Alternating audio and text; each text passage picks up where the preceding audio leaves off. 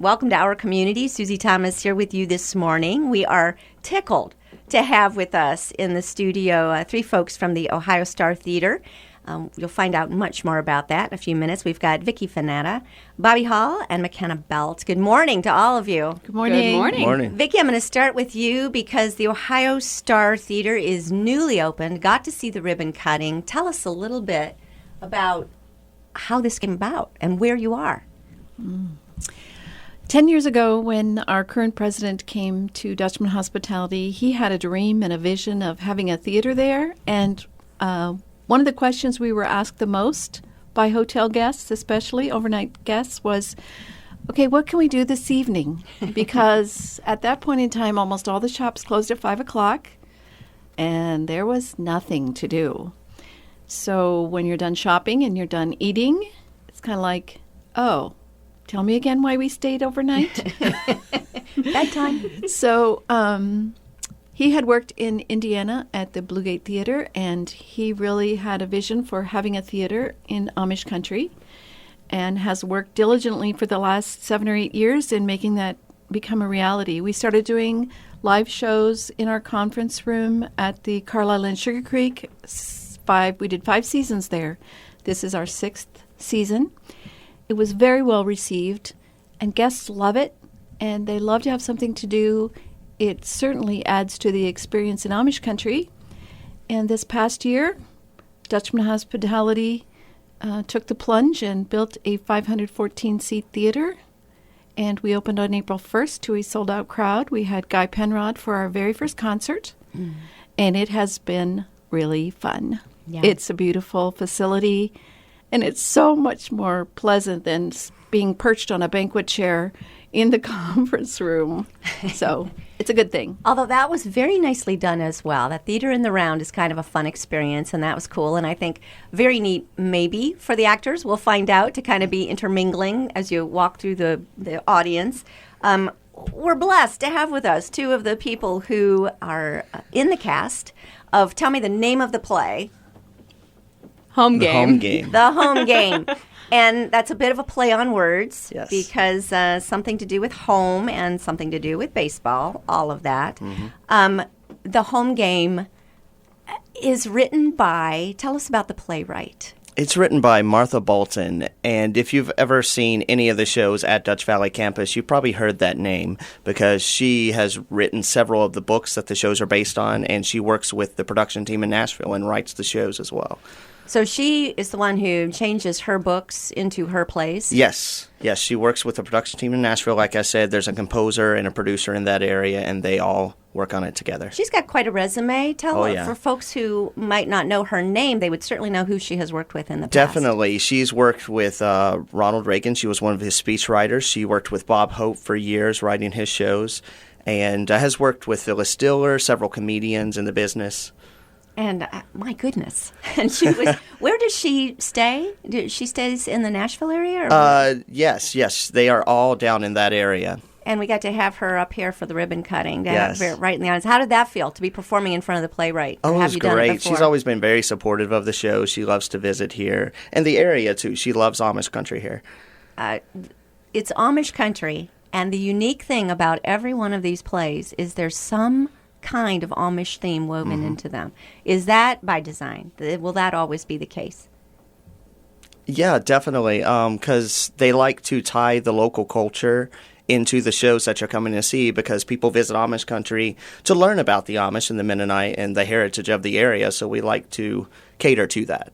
What's really fun is that if you're a member of the audience, you do kind of feel like you're getting to know an Amish family a little bit better. And so any of the mystique kind of tears down a few Definitely, walls. yeah. You get to see they are real people just like you and me. Senses of humor, Yeah. facing challenges like anybody else. It goes beyond the bonnets and the cuteness and Exactly, the quaintness, and you just see real family life taking place. All right, let's find out a little bit about you guys. McKenna, you haven't said too much yet. Not Tell yet. us a little bit about where you're from and what has attracted you to be a part of this? Sure. So I'm originally from LaGrange, Indiana, which is about 20 minutes away from Shipshawana, which is a very Amish community. So I grew up with horse and buggies coming down my highway all the time. I went to Huntington University and I majored in theater performance. And I went out to this big cattle call audition where we stand up on a little stage and we audition for 20 to 30 directors. And Wally Nason, the director, called me back and he said, I'd really like you to work for us. And I came here. I came to Sugar Creek for the first time last year in May. And I just fell in love with the company, first of all. It's full of really wonderful, caring people that are very supportive and are just God-loving people. And the plays are just so much fun. And the area is so beautiful. Like, I had to come back. It's gorgeous. So you were auditioning for several different types of shows at the same time where a number of directors are in the audience and then you figure out. And you kind of took to this particular one to come to Ohio and and be part. What kinds of other parts have you played, and how is this different, what you're doing now? Oh, goodness. I've played, I was Juliet in Romeo and Juliet. I mean, Shakespeare is an entirely different world from anything Bluegate. Also, musicals such as Pajama Game, which like Doris Day was in, and what else? Oh goodness, I was in Footloose. That's a good variety. Yeah. But you know, those shows don't really have like the message takeaways that Bluegate shows have. I mean, they still have like their morals and everything in those shows, but these shows have such good messages about family and forgiveness and redemption and love. And I think that's why I enjoy being in these shows so much. That the quality of that is a little bit of a higher value, isn't it? That there's just something a little bit more built into these than just an entertaining evening. Yes, definitely. And that appealed to you. Oh, yeah. I mean, gosh, I live for the whole reason I personally do this is so that I can give the audience something to take away and make them think or like make them feel. So having shows that have that message written into it is just a complete joy for me to give to the audience and hope that they take it away and love it as well. Bobby, how about you? I've seen you in several. I've been around a few years.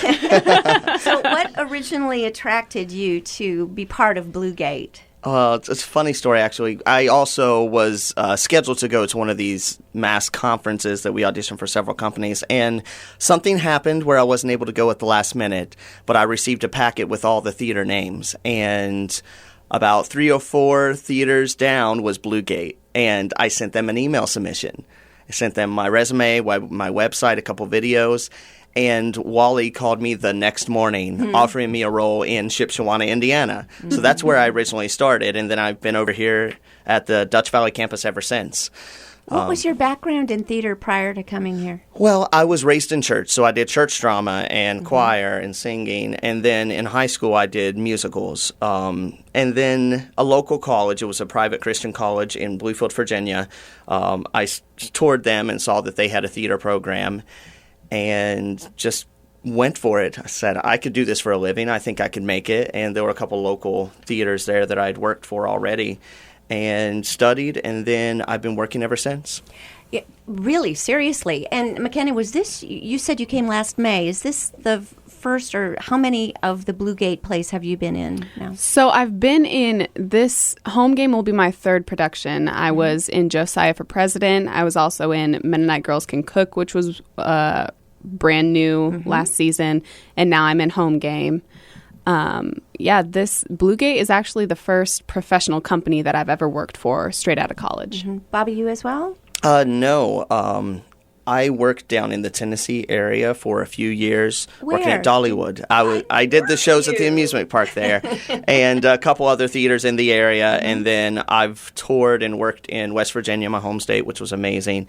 And then Indiana, I did 4 months run at the Bluegate Theater there, and then I've been here. This is my 5th season with Ohio Star Theater. So both of you have been working actors ever since college, and I think probably one of the things parents really don't want to hear Yeah. when their kids say, "What do you want to major in?" And I decided to be a theater major. Then then parents say, "Oh, good, we're going to be supporting you for the rest of our lives." Yeah. But that is not the case here. You are both really working. Yeah. And talk about that a little bit. To be able to be a working actor without compromising any of your core values. Yeah, it looks it's been amazing. We've been very blessed to be able to make a living doing this, which isn't the case for everyone. It does take a particular type of person to push and have that drive to make things happen.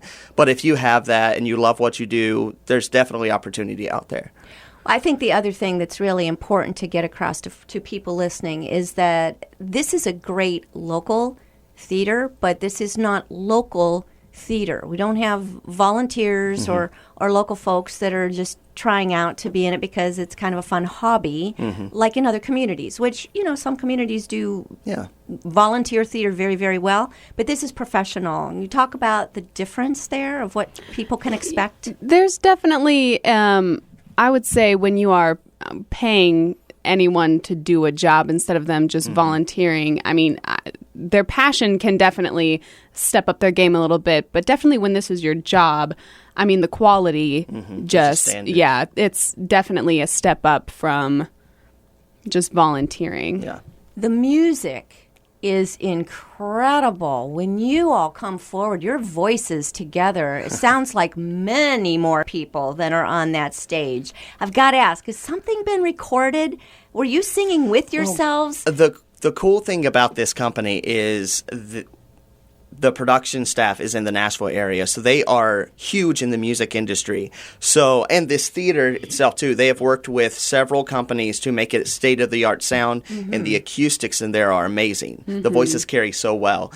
So we've been blessed to be able to work with not only that kind of sound equipment in that theater, but the Nashville Symphony records all of our orchestrations, and everything just has a full, rich sound. Wally Nason is the composer. He is an amazing lyricist and composer, and we get to work straight with the composer of the music, which is amazing. You don't always get to do that in theater.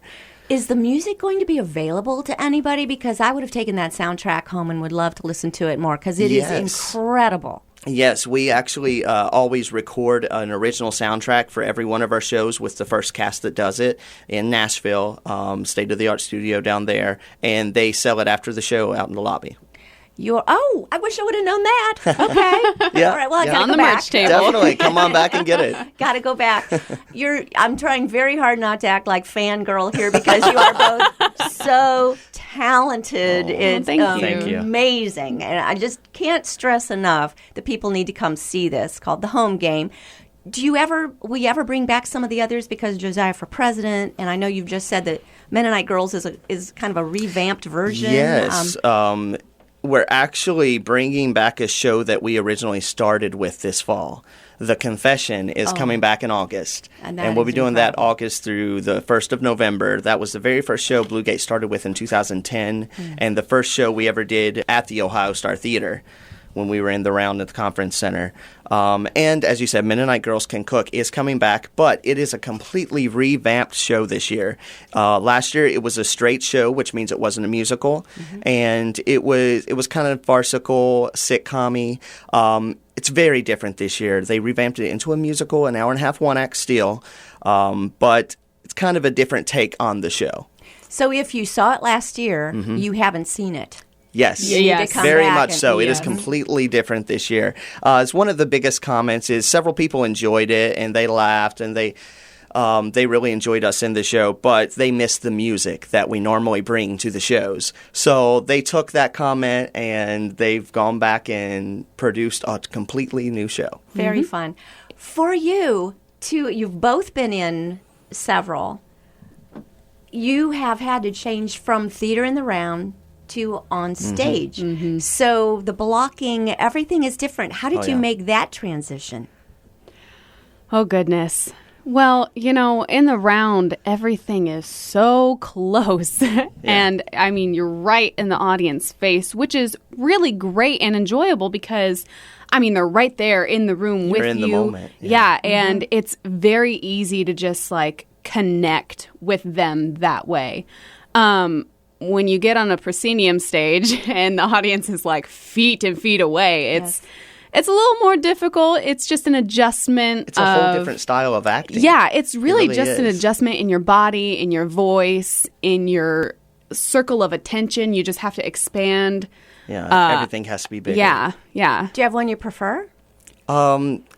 They're both so different, and there's good things about both, good and bad. Yeah. We in the conference center, when we're that close to people, it is very easy to lose focus because people are that close, and you can see them and catch eye contact with people when you're in a scene with someone. Or Is that embarrassing? Does that throw you off?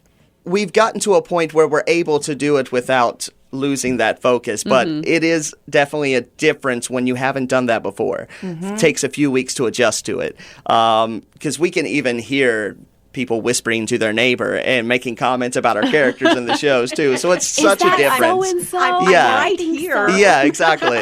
And on a bigger stage, that's not the case, but they both have their pros and cons. Yeah.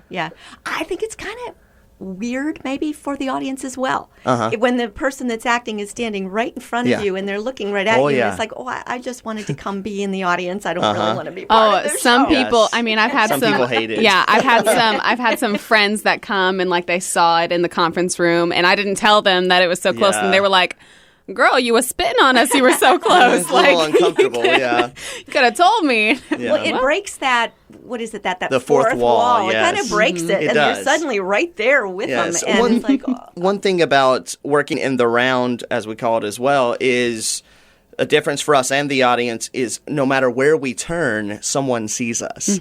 On stage, we can turn our back, upstage, and the audience doesn't see our face at all. But in the round, you're never hidden. Someone's always watching what you're doing, so you have to constantly be in the moment and be, in character.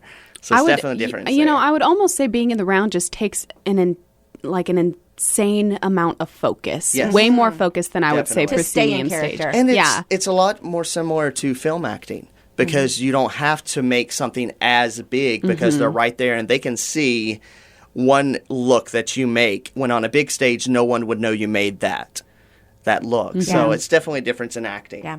We've got some sponsors that we really need to hear from. So we're going to take a break and be right back after these words. You're listening to Our Community.